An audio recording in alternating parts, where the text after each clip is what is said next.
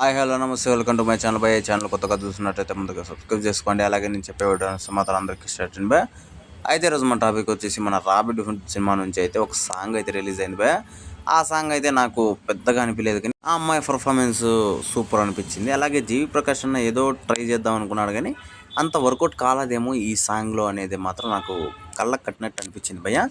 ఇంకోటి వచ్చేసి ఈ సినిమా మార్చి 28న రిలీజ్ కాబోతుంది భయ్య. నిజానికి అదే రోజు మన హరిహర వీరమల్లు సినిమా కూడా రిలీజ్ కాబోతుంది అని చెప్పేసి మనకైతే తెలిసిన విషయమే.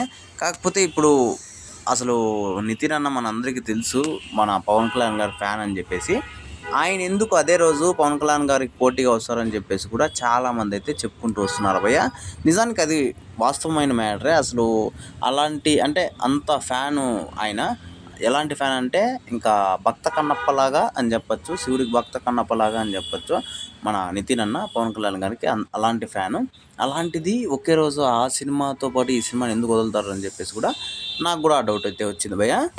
సరే, అదంతా పక్కన పెడితే ఈ సాంగ్ మీకు ఎలా అనిపించిందో కింద కామెంట్లో తెలియజేయండి భయ్య. మర్చిపోకుండా తప్పకుండా దయచేసి. అలాగే ఇంకోటి వచ్చేసి జీవి ప్రకాష్ అన్న ఏదో ట్రై చేద్దామని ఇంకోటి ఏదో ట్రై చేశాడు అన్నారు కదా భయ్య, అది నిజంగా వాస్తవమే. అంటే కొత్తగా ఏదో ట్రై చేద్దాం అనుకున్నాడు, కాకపోతే అది వర్కౌట్ కాలేదు. నాకు ఎక్కడో తేడా కొట్టింది సాంగ్లో, నాకు అంత అనిపించలేదు భయ్య నిజంగా.